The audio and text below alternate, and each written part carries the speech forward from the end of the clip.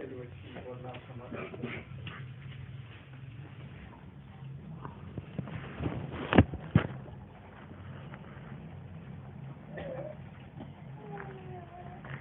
గ్రంథం 6వ అధ్యాయంలో మంచి లేఖన భాగాన్ని సోదరులు తీసుకున్నారు. దానిలో నిలబడి ఉంటే బాగుండేది. ఆయన అటు వెళ్ళిపోయారు. యెషయా గ్రంథం 6వ అధ్యాయంలో ఏం జరిగిందంటే, మొట్టమొదట రాజు అయిన ఉజ్జియా మృతి పొందిన సంవత్సరమున సమాచారం. దావీదు వంశంలో అభిషిక్తుడైన రాజు అతను, కానీ అవిధేయుడు, దేవునికి విరోధంగా తిరుగుబాటు చేసిన వాడు,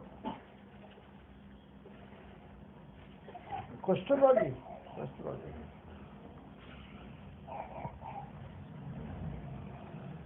రెండవ దినవృత్తాంతములు 26వ అధ్యాయం 16వ వచనం నుండి కుష్ఠరోగి యొక్క గాథ రాయబడి ఉంది. రెండవ దినవృత్తాంతములు 26వ అధ్యాయము 16వ వచనంలో, అతడు స్థిరపడిన తర్వాత మనసును గర్వించి చెడిపోయాడు.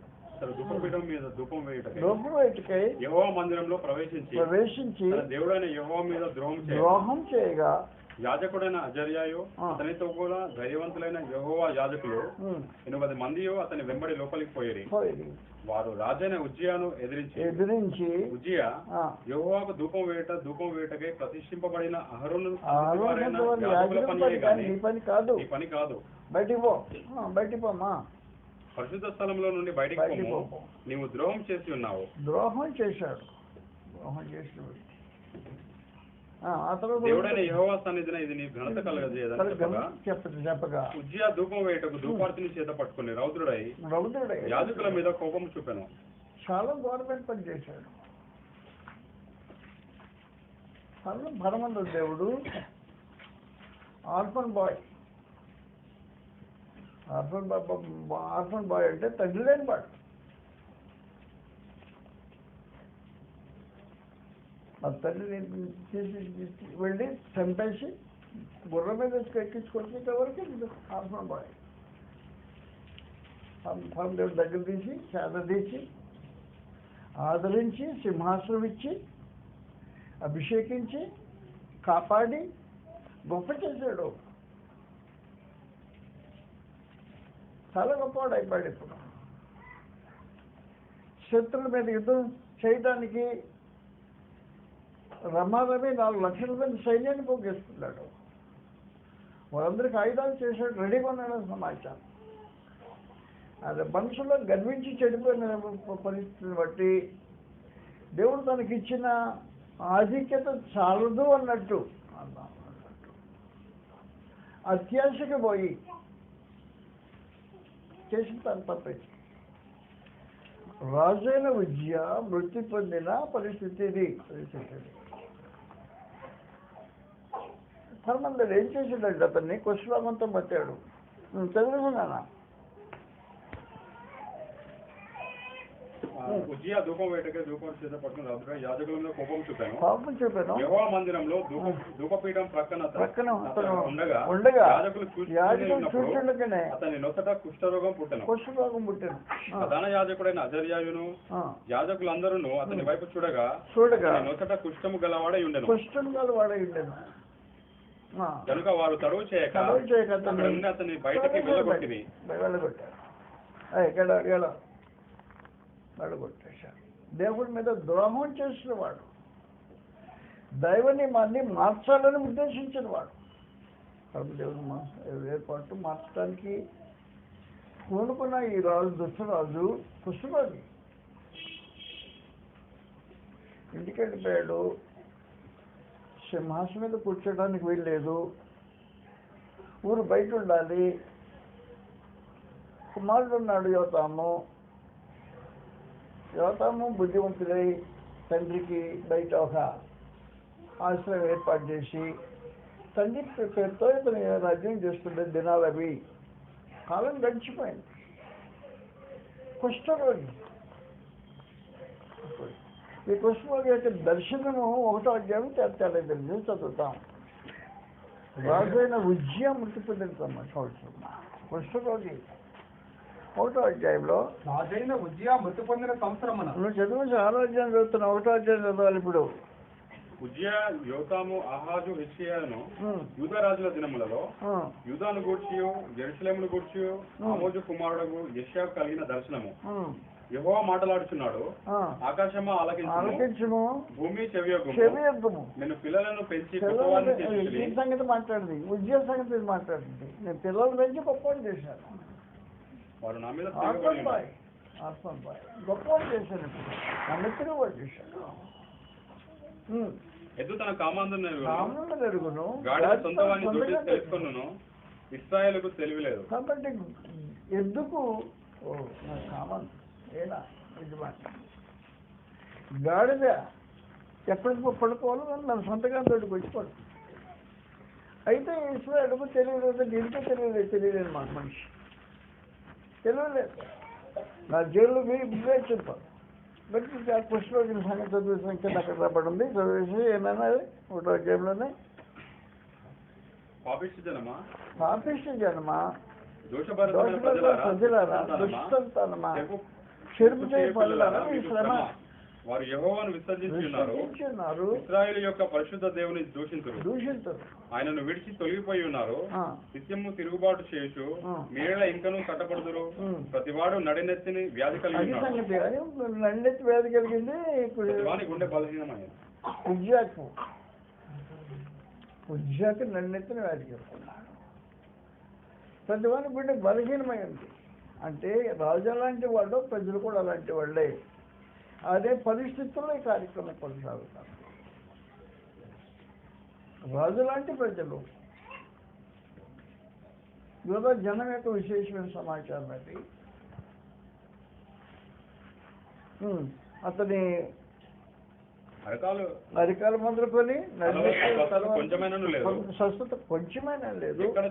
గాయములు, దెబ్బలు, పచ్చిపుండ్లు, మెత్తబడలేదు, సమాచారం. కుష్ఠరోగి ఉబ్బిపోయాడు, ప్రాణమిచ్చాడు. రాజైన ఉజ్జియా మృతి పొందిన సంవత్సరం. అది యెషయా గ్రంథం స్టేట్మెంట్, విశేషమైన సమాచారం. వాస్తవానికి రాజు చనిపోతే ఏం చేయాలి అంటే, ఇర్మియా గ్రంథంలో ఈ రోజే చనిపోతే అతని గురించి దేశం అంగలాభిస్తుంది. 18వ అధ్యాయం 22వ అధ్యాయం 18వ వచనం. ఇర్మియా గ్రంథం 22వ అధ్యాయం 18వ.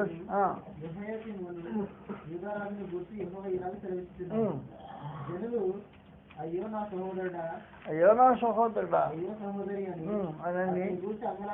అంగలార్చరు. అయ్యో నా ఏలినవాడా, నా శోభవంతుడా, అంగలార్చరు. అది సమాచారం. రాజు చనిపోతే దేశం అంగలార్చుంది. నా ఏలినవాడా, శోభవంతుడా అని అంగలార్చుతుంది. ఆ స్థితి లేని వాస్తవానికి యూదా దేశానికి. ఏమైనా కుష్ఠరోగి ఊర్లో భూమి బయట పడేసేసి చనిపోయిన పరిస్థితుల్లో రాజైన ఉజ్జియా మృతి పొందిన సంవత్సరంలో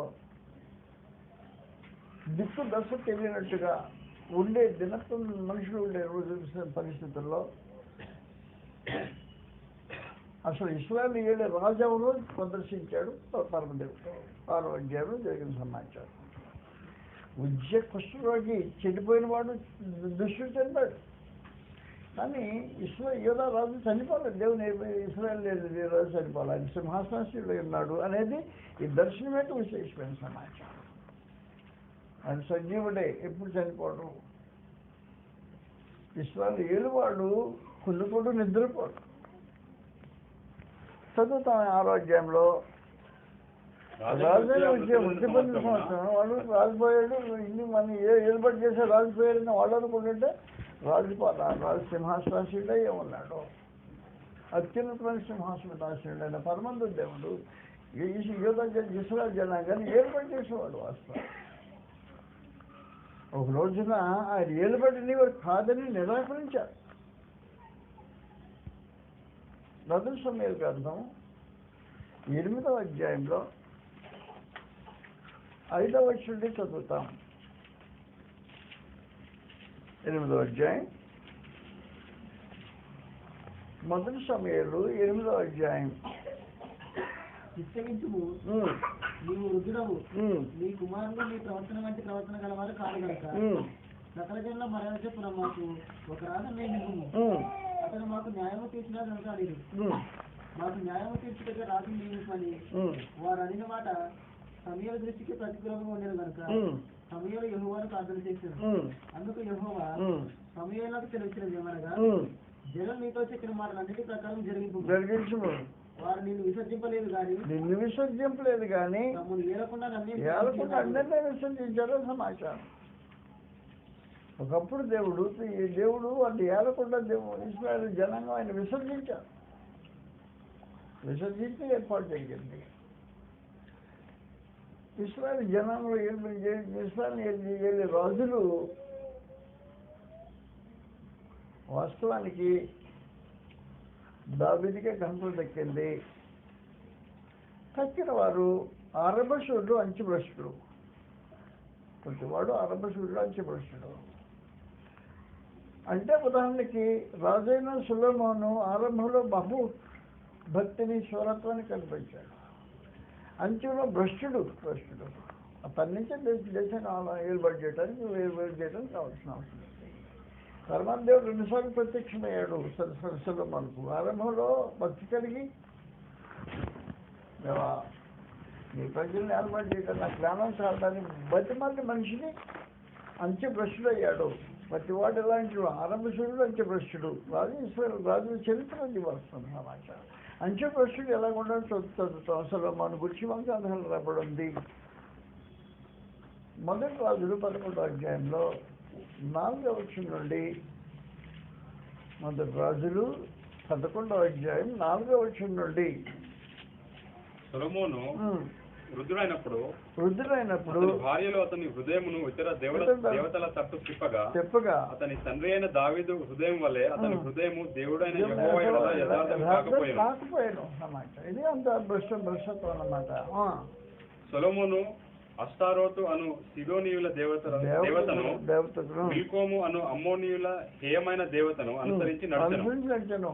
ఈ ప్రకారము సొలొమోను యెహోవా దృష్టికి చెడు నడిచి తన తండ్రి అయిన దావీదు అనుసరించినట్లు యథార్థ హృదయముతో యెహోవాను అనుసరించలేదు. కాబట్టి ఇది అరబశుడు అంచెభ్రష్టుడు ప్రతివాని గురించి ఎలా చెప్పవచ్చు.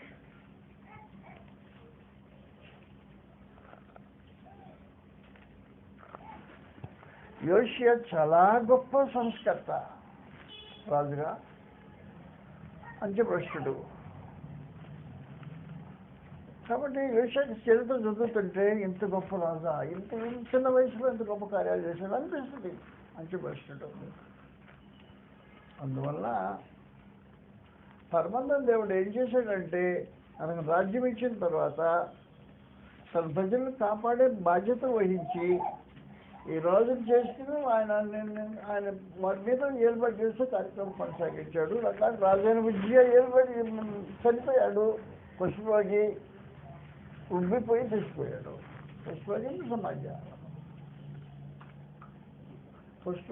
పుష్పరోగిని ముట్టడం అనేది అపవిత్రమైపోయే పరిస్థితి.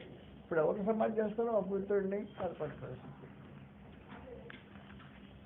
మా రాజు సంగతి ఎలాగంటే మీ రాజు సంగతి అలాగే కుమారా మీ రాజు అని చెప్పని పరమదేవుడు దర్శనం ఇచ్చాడు యోషియాకు. రాజైన ఉజ్జియా మృతి పొందిన సంవత్సరమున నా బ్యాక్గ్రౌండ్తో మీరు సంగతి చదివితే ఇబ్బంది లేకుండా. అత్యున్నతమైన సింహాసనం మీద ఎవరున్నారంటే ఇస్రాయేల్ ఏర్పాటు చేసిన అసలైన రాజు ఉన్నాడు. ఆయనది రాజ్యం.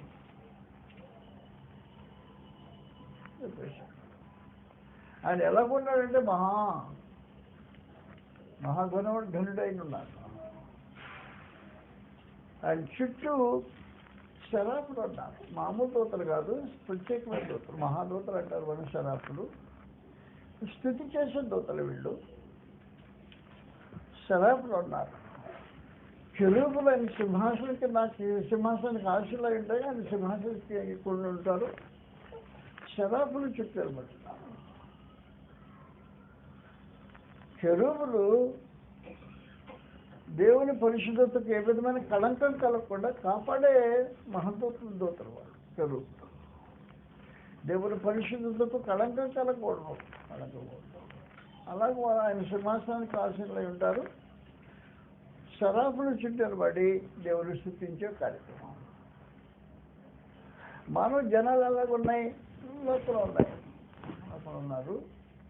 ఇది పరలోకం దర్శన భాగ్యం. కాబట్టి శరాపులు తెచ్చినప్పుడు శరాపులు ఎంత భక్తిని కనపరిచారు అంటే, వారు రెక్కలు కలిగిన వారు. దేవుడు సమీపం తేజస్సులో ఉండేవాడు అన్నట్టుగా తన ముఖాలు కప్పుకొని సమీపంలో ఆయన గౌరవం గలవాడు అనే ఉద్దేశంతో ఘనపరిచేవాడు. నేను వాడు కాళ్ళు కప్పుకొని ఆయన సమీపానికి రావడానికి భయపడి రెండు రెక్కలు దిగుతూ సైన్యంలో పెద్దగా పరిశుద్ధుడు పరిశుద్ధుడు పరిశుద్ధుడు అనే సమాచారం గాన ప్రతికారాలు చేస్తున్నారు. దర్శనం చేశాడు. ఇస్రాయల్ రాజు చనిపోయింది, యూదా రాజు చనిపోయాడు, మన రాజు చనిపోయాడు అంటే రాజు రాజు మీ రాజు చనిపోలేదు, రాజు ఈయన రాజు క్వశ్చన్ కాదు, మీ రాజు సింహాసన రాజు అనే దానికి ఉద్దేశించి ఈ గ్రంథం ప్రారంభించబడింది. పరిస్థితి ఇది. అందువల్ల పరలోకం దేవుడు ఏం చేశాడు అంటే మహాఘటుడైన దేవుడు యెషయాను పిలిచాడు. యెషయా వచ్చాడు, దర్శనం చూస్తూ ఉన్నాడు. యెషయా భక్తుడు దేవుడి సమ్మూహంలో కనీసం యోగ్యత లేదు. పెదవుల్లో అపవిత్రమైన పెదవులు కలిగిన వాడు నేను. అపవిత్రమైన పెదవులు కలిగిన జనుల మధ్య నివాసం చేస్తున్నా. వాడు పవిత్రమైన పరమదేవుడు పవిత్రమైన పెదవులు చెప్పే స్థితి పడే అందులోని స్థితిలో ఉన్నాడు అని సంగతి వచ్చాడు.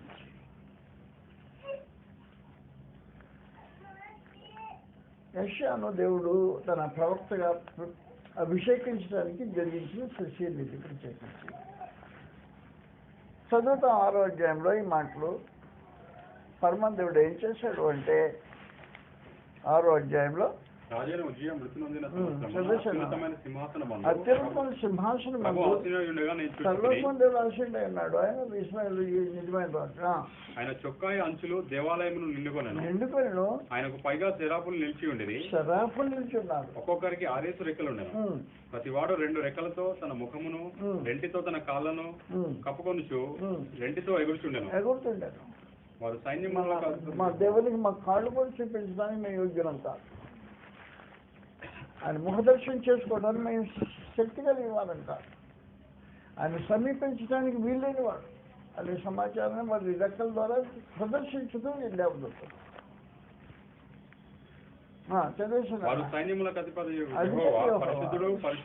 పరిశుద్ధుడు పరిశుద్ధుడు సర్వలోకం ఆయన మహిమతో నిండి గొప్ప స్వరముతో గానము చేయుచుండెను. వారి కంఠ స్వరం వలన గడప కమ్మల పునాదులు కదులుచు మందిరము ధూపము చేత నిండగా నేను అయ్యా నేను అపవిత్రమైన పెదవులు అయ్యో నేను అపవిత్రమైన పెదవులు గల జనుల మధ్యను నివసించువాడను. నేను నశించి తిని రాజును సైన్యములకు అధిపతి యెహోవాను కళ్ళారా చూచాను అని. రాజును సైన్యములకు అధిపతి యెహోవా. కాబట్టి ఉజ్జీయకాలు ఏర్పాటు చేసే రాజు అసలు కాదు. రాజు ఇశ్రాయేలు రాజు చనిపోయేవాడు కాదు. ఆ రాజుకు ప్రతినిధి ఇతను భూమి మీద మనుషులు. దేవునికి ప్రతినిధిగా యూదా రాజులు సింహాసనం మీద కూర్చుండేవాడు. దేవుని యొక్క శాసనాలని అమలు చేయడానికి వారు ఉద్దేశించబడేవారు. దేవుని మాటలు పాటించుతూ ప్రజల మధ్యలో మాటలు పాటించబడేటట్టుగా కూర్చోడానికి రాజు సింహాసనాసీనులైన ఉన్నాడు. కానీ రాజు అసలు రాజు సింహాసనాసీనుడు యెషయా దర్శనం చూశాడు. నేను ఇక్కడున్నా, ఆయన అక్కడ ఉన్నాడు, ఇశ్రాయేలు రాజు సైన్యంలో అధిపతి యెహోవా అని చూశాను, కళ్ళాడు చూశాను, దర్శనం చూశాడు. వాస్తవానికి నేను నశించి తిని అనేసాడు. నేను అపవిత్రమైన పెదవులున్నాయి, అపవిత్రమైన పెదవుల మధ్యలో మనుషుల మధ్య నివసించేవాడిని అనేటప్పటికీ సరాఫుల్లో ఒకడు వచ్చి కారు నిప్పు కారుతో తీసుకొచ్చి పెద్దలు తగిలించాడంట. అపవిత్ర చదివేసా మాటలు. అప్పుడు శరాపులలో ఒకడు తాను బలిపీఠం మీద నుండి కారుతో తీసిన నిప్పును చేత పట్టుకొని నా యొద్దకు ఎగిరి వచ్చి నా నోటికి దాన్ని తగిలించి ఇది నీ పెదవులకు తగిలను గనుక నీ పాపములకు ప్రాయశ్చిత్తమాయను, నీ దోషము తొలగిపోయినా అని చెప్పాను. అప్పుడు యెషయా ప్రవక్తగా కార్యం జరిగించడానికి సిద్ధపడిన వాడై ఉన్నాడు సమాచారం. కనుక జనము కుష్ఠరోగి జనం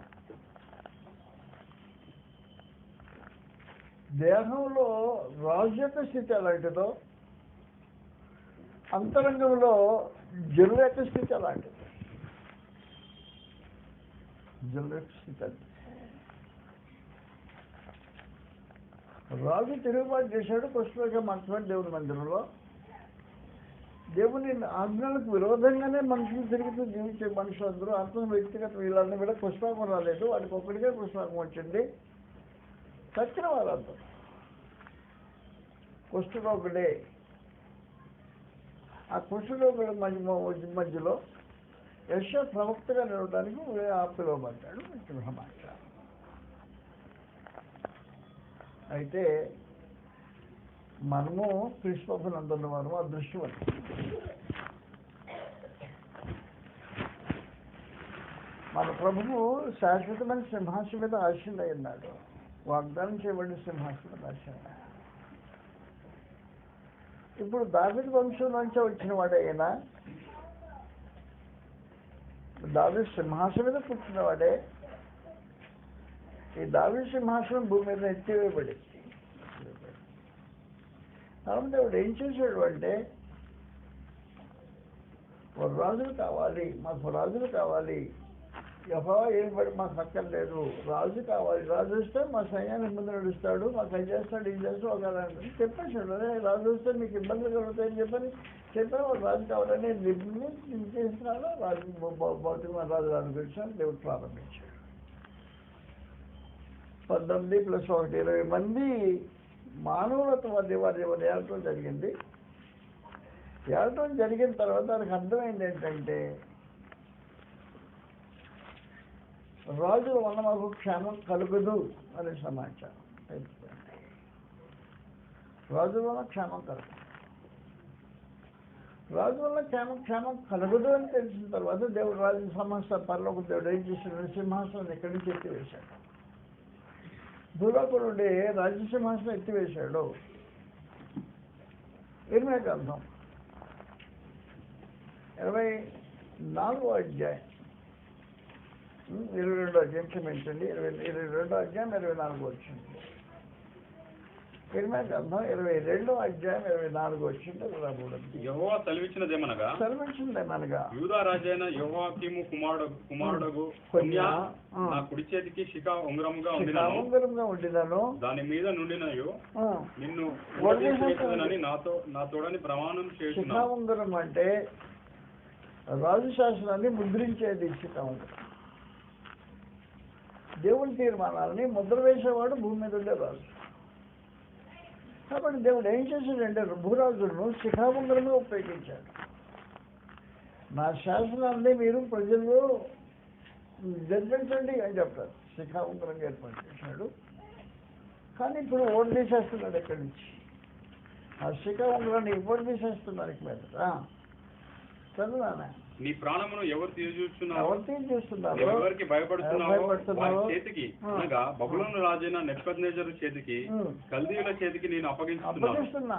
నిన్ను కనిన నీ తల్లిని నీ జన్మభూమి కాని పరదేశంలోనికి విసిరివేసెదను. మీరు అక్కడనే చచ్చెదరు. అక్కడ చేస్తారు. వారు తిరిగి రావాలని ఆశించిన బహు ఆశపడు దేశమునకు వారు తిరిగి రారు అని సమాచారం. కొన్యా అను ఇతడు హేయమైన వాడ పనికి మాలిన ఘటమా, అతడును అతని సంతానమును విసిరివేయబడి తా మెరుగని దేశంలోనికి ఎలా త్రోయబడి అని చెప్పేసి జాగ్రత్త గుర్తుపెట్టుకోండి. ఇక్కడ దేశంతో మాట్లాడుతున్నాడు. మనుషులు దేవుని మాట వినగలిగిన పరిస్థితి లేదు. దేవుని మాట వినగలిగిన మనుషులు లేరు కాబట్టి దేవుడు దేశంతో మాట్లాడడానికి కోరుకున్నాడు. కాబట్టి 22వ అధ్యాయం 21వ వచనంలో సమాచారం రాయడం. 22వ అధ్యాయం 21వ వచనంలో నీ క్షేమకాలంలో నీతో మాట్లాడుతుంది కానీ నేను వినడం అన్నాడు. నేను మాట్లాడుతున్నాను రా, నేను విన్నపో అన్నాడు. అంతవరకేనా అహంకారం. తర్వాత నా మాట వినకపోతే బాల్యం నుండి తినేవాడు. మొదటి నుంచి వాడికి వాడికంటే అలవాటు అన్నమాట. దేవుని మాట వినకపోవడం అలవాటు చేసుకున్న మనుషులు సింహాసనం మీద కూర్చున్నాడు. చెప్పేశాడు, నా శిఖవంగలు తీసేస్తాను, నేను నిలిచిపడతాను. మరి దేశం సంగతి ఏం చేస్తావు? దేశమా అని చెప్తున్నా. నేను ఒక సెలవు ఇచ్చిందే మనగా చదువు. దేశమా 3 సార్లు దేశమా. యెహోవా మాట వినుము. యెహోవా ఎలాగ సెలవిస్తున్నాడు? సంతానహీనుడనియు తన దినములలో వర్ధిల్లని వాడనియు మనుష్యుని గూర్చి రాయుడి. అతని సంతానములో ఎవడును వర్ధిల్లడు. వారిలో ఎవడును దావీదు సింహాసనములో కూర్చుండడు. ఇక మీదట ఎవడును యూదాలో రాజుగా ఉన్నాడు. చెప్పారు. దేశమా దావీదు సింహాసనం మీద నీ మీద ఉండదు. దావీదు సింహాసనం మీద భూమి మీద దావీదు సంతతి వాడు ఎవడు కూర్చోడు. ఎత్తేస్తున్న సింహాసనం అని చెప్పేసి ఈ సింహాసనాన్ని ఎత్తివేసి దేవుడు కుడిపార్శ్వను స్థాపించాడు. స్థాపించిన సింహాసనం మీద ప్రభావం వేసిన ఆశీర్వై ఉన్నాడు. కాబట్టి మన రాజు మహా తేజస్సు కలిగిన వాడు, మహాధరుడైన వాడు. వారి రాజు కుష్ఠరోగి. ఆ జన్మ కుష్ఠరోగుతో.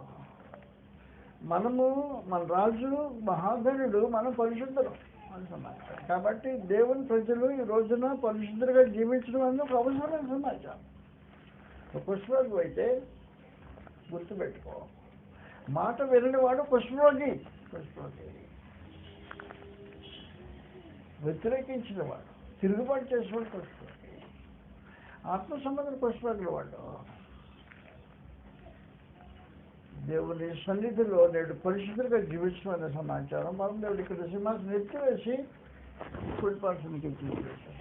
చదువుతాం వ్యవహారంలో రాబడి ఉంది. కుడిపార్శ్వనికి హెచ్చించిన ఒక ఎఫెసీయులకు రాసిన పత్రిక 1వ అధ్యాయంలో ఎఫెసీ 1వ అధ్యాయం మన రాజు, మన ఏలుబడి చేసే ప్రభు ఆయన ఎవరో తెలుసుకోవాల్సిన అవసరం ఉంటుంది. చదువుతాం.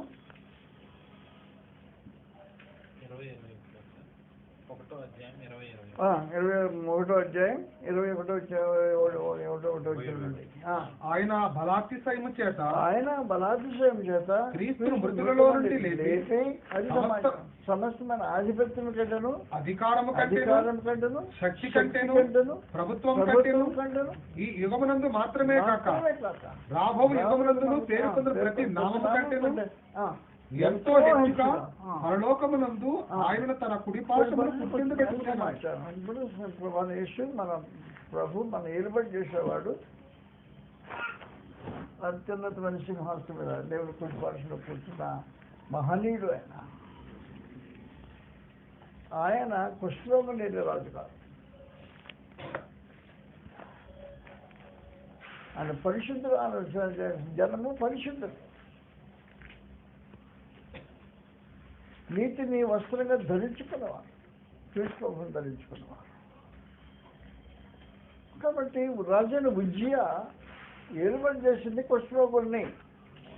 అప్పుడు కుష్ఠరోగి అతను కుష్ఠరోగి కుష్ఠరోగం ఏర్పాటు చేశారు. కృష్ణప్రభు మహాఘనుడు, మహోన్నతుడు, ఘనుడు, గొప్పవాడు, తెచ్చిపోయేవాడు మీరు ఎవరు పుట్టించాల్సిన ఈయన మది గర్భంలో పుట్టినవాడు. లూకాసు వార్త 1వ అధ్యాయంలో 30వ వచనం నుండి రాబడిన సమాచారం. లూకాసు వార్త దావీదు వంశంలోనే సమాచారం ఇది. దావీదు వంశీయుడే 30వ వచనం నుండి 1వ అధ్యాయం లూకాసు వార్త చదివేసినానా? ఈ శుభవచనం ఏమిటో అని ఆలోచించుకోండి ఉంటుండగా భయపడకము కుటుంబంలో పొందితివి. ఇదిగో కుమారుని కని యేసు పేరు పెట్టదు. ఆయన గొప్పవాడై సర్వోన్నతుని కుమారుడు పడను. దేవుడు తండ్రి దావీదు సింహాసనాన్ని ఎక్కేస్తాడు. దావీదు సింహాసనం ఎక్కడ ఉంది? భూమి మీద ఎక్కేస్తాడు ఆయన. ఆనాడు భూమి మీద ఎత్తి వేసి రోజులను తీసుకున్న కొరకు పరలోకంలో స్థాపించాడు. ఆ తండ్రి దావీదు సింహాసనానికి ఇచ్చును, ఆయన యాకోబు వంశస్థులు యుగములు ఏలును అని చెప్పాడు. ఇశ్రాయేలీయులను యుగములు ఏలారు. ఇశ్రాయేలీయులు సిరి సంబంధం ఇశ్రాయేలు కాదు. ఇర్మియా గ్రంథంలో 31వ అధ్యాయం 35వ వచనం రాబడింది. ఇర్మియా గ్రంథం 31వ అధ్యాయం 35వ వచనం నుండి గ్రంథం తెలియజే విశేషమైన సమాచారం. భాగ్యవంతులు క్రీస్తున్నవారు, ఆయన రాజ్య పరిపాలనలో ఉండేవారు మహాగణులు, పరిశుద్ధులు. పగటి వెలుగునకై సూర్యుని, రాత్రి వెలుగుకై చంద్ర నక్షత్రములను నియమించువాడును, దాని తరంగములు ఘోషించినట్లు సముద్రమును రేపువాడునకు యెహోవా ఆ మాట సెలవిస్తున్నాడు. ఆ నియమములు నా సన్నిధి ఉండకుండా పోయిన ఎడల ఇశ్రాయేలు సంతతి వారు నా సన్నిధి ఎన్నడను జనంగా ఉండకపోవును. ఇశ్రాయేలు సంతతి వారు నాకు ఎన్నడూ జనంగా ఉండకపోను అంటే అర్థం ఏంటి? ఇశ్రాయేలు జనాంగం అనేది దేవుడి సముఖంలో ఉండకుండా మానరు. ఎప్పుడు దాకా మానరు? సూర్యుడు చంద్రుడు అంతకాలం, సముద్రం అంతకాలం మానకుండా ఉండేవాళ్ళు.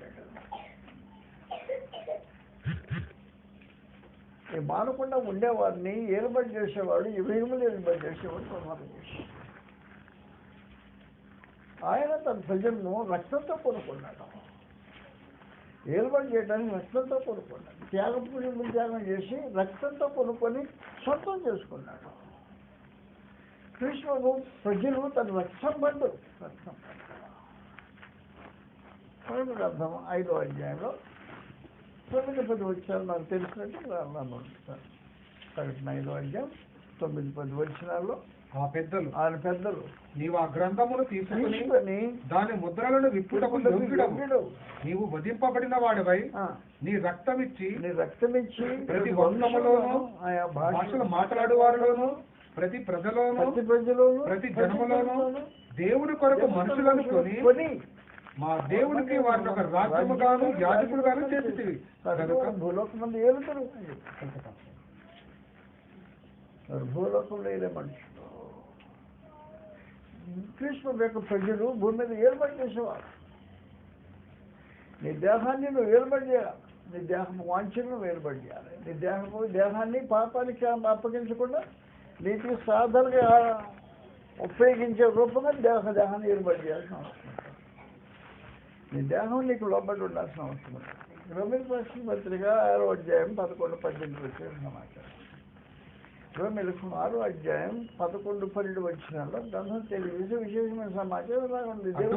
అటువలే మీరును పాపం విషయమై మృతులుగాను దేవుని విషయమై సజీవులుగాను మిమ్మల్ని మీరే ఉంచుకోండి. కాబట్టి శరీర దురాశలకు లోబడినట్లుగా చావునకు లరుని మీ శరీరమందు పాపమును ఏలనీకుడి. అసలు పాపం పరిచయం లేదు. పాపం ఏలుబడి దేహంలో ఉండకూడదు, నీవు పాపాన్ని ఎలా సమాచారం. మరియు మీ అవయవములను దుర్నీతికి సాధనములుగా పాపమునకు అప్పగింపకుడి. అయితే మృతులలో నుండి సజీవులం అనుకుని మిమ్మల్ని మీరే దేవునికి అప్పగించుకోండి. మీ అవయవములను నీతి సాధనములుగా దేవునికి అప్పగించుకోండి. మీ అవయవాలు నీతికి సాధనగా అప్పగించబడిన పరిశుద్ధత వెళ్ళు. కృష్ణ ఏలుబడ్డ ఉండేవారు, ఆయన రక్తంతో కనబడిన మనుషులు. ఉజ్జియా ఏలుబడి కింద ఉన్న మనుషులు లాంటి వాళ్ళు కాదు. ఉజ్జియా ఒక తిరుగుబడ్డారు.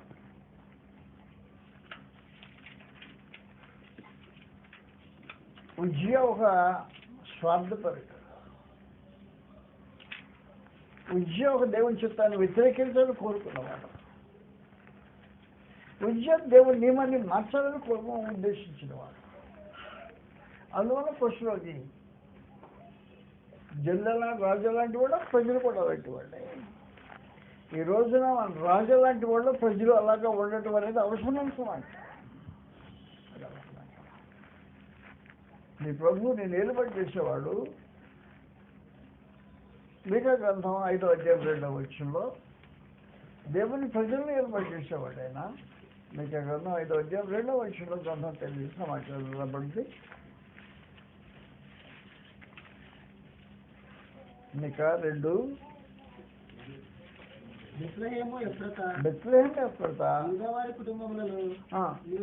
స్వల్పగ్రామమైనను నా కొరకు ఇశ్రాయేలు పోయేవాడు అని సమాచారం. దేవుని కొరకు ఏలుబడేది. కాబట్టి ఏలుబడి దేవుని కొరకు చేసే కార్యక్రమం, దేవుని కొరకు కొన్న కార్యక్రమం. దేవుని కొరకు కొన్నది దేవుని కొరకే, ఏలుబడి చేసే దేవుని కొరకే.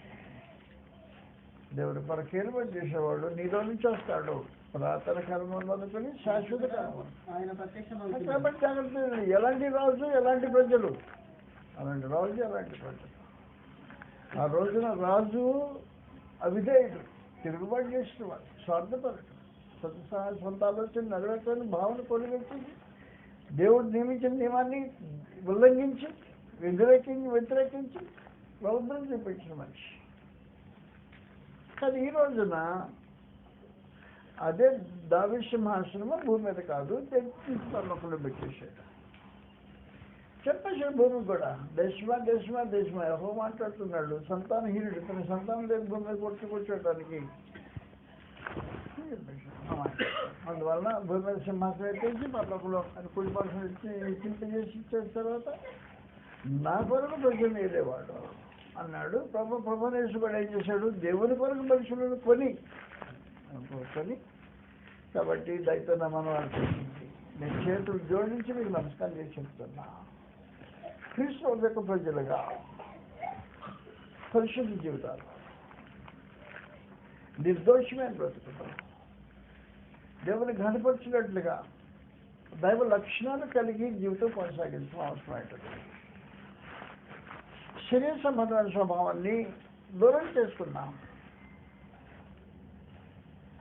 శరీరము దేవుని శిష్టాన్ని నెరవేర్చడానికి ఉద్దేశించబడింది కాదు. రోమిలకు రాసిన పత్రిక 8వ అధ్యాయంలో 7-8 వచ్చిన రాబడింది. కాబట్టి నేను రోమిలకు రాసిన పత్రిక 8వ అధ్యాయం 7-8 వచ్చినలో చదివిస్తున్నాను. అనగా శరీరానుసారమైన మనసు దేవునికి విరోధమైనది. దేవునికి లోబడదా? కాగా శరీర స్వభావం కలవారు దేవుడు సంతోషపడుతున్నారు. కాబట్టి మనం ఇది శరీర స్వభావంతో ఏ పని చేయదు. శరీరంలో జీవిస్తున్నాం మనం వాస్తవానికి సమాచారం. కాబట్టి శరీరానికి ఒక స్వభావం ఉంటుంది. ఆ స్వభావం నుంచి మనం వేరు కావడానికి క్రీస్తు శిలువలో తన ప్రాణం ఉపయోగించారు. శరీర స్వభావం కలిగి వారు కాకుండా ఉంటారు. దేవుడు క్రీస్తు ఏలుబడి చేసే ప్రజలు శరీర సంబంధ స్వభావం కలిగి వారు కాకుండా దేవుడిని మహిమపరచలేని వారు, దేవుని ధర్మశాస్త్రం లోబడిన పరిస్థితుల్లో శరీర స్వభావం ఉంటుంది కనుక శరీర స్వభావాన్ని స్వస్థించారు. శరీరమైన స్వభావం చేతనే ఉజ్జియా దేవుని మందిలోకి వెళ్ళాడు. దేవుని ఆజ్ఞ తెలుసు అతనికి.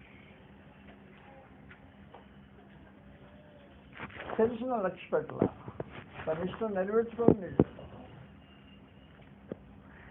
వెళ్ళిన తర్వాత బోధింపబడ్డాడు. నాయన ఇది తప్పు నాయన ఆయన బోధింపబడ్డాడు. బోధను లక్ష్య పెట్టాల. తను చేయదలుచుకుంది ఏదో చేసే శరీర స్వభావంతో పుష్పకంతో బతిపడ్డాడు. అందువల్ల శరీర సంబంధమైన స్వభావంతో నువ్వు ఏ కార్యమని చేసినా నష్టపోతావు. దేవుని ఉగ్రత అనుభవిస్తావు. క్రీస్తు ప్రతి కాకుండా నెట్టివేయబడతావు. అది మధ్య మంది చేత పట్టకుండా ఉంటావు. ఆ ప్రభువైన యేసు భూమి మీద కాకుండా పరమదేవుడు భూమి మీద సింహాసనం ఎక్కేసి దావిసింహాసనం ఎక్కేసి తన కుడి కోసం హెచ్చించి అక్కడ గుర్తులు పెట్టిన ఆయన రక్తంతో కొన్న జనము ఆయన రక్షణ బంధంలో ఆయన ఏర్పాటు చేస్తుంటాడు. శాశ్వతమైన సింహాసనం అది.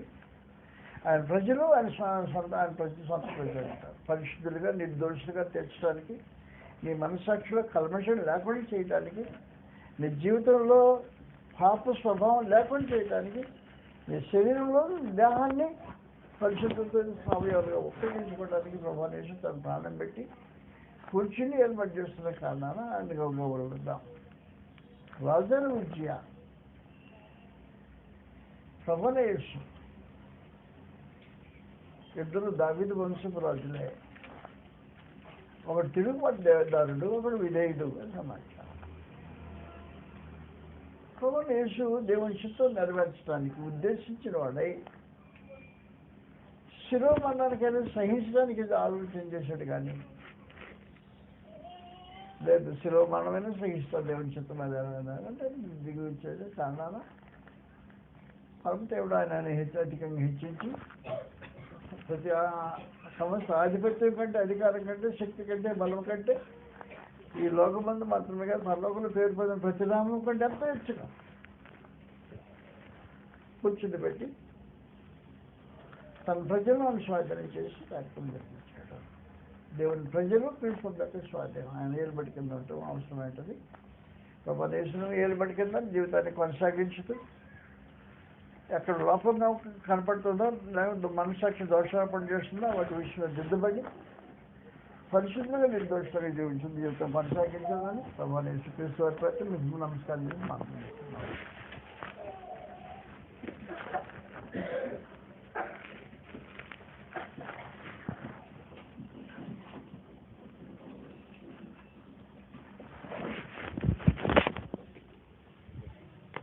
ధ్యాన గీతం నుంచి 108వ పాట పాడుతున్నాం. 108.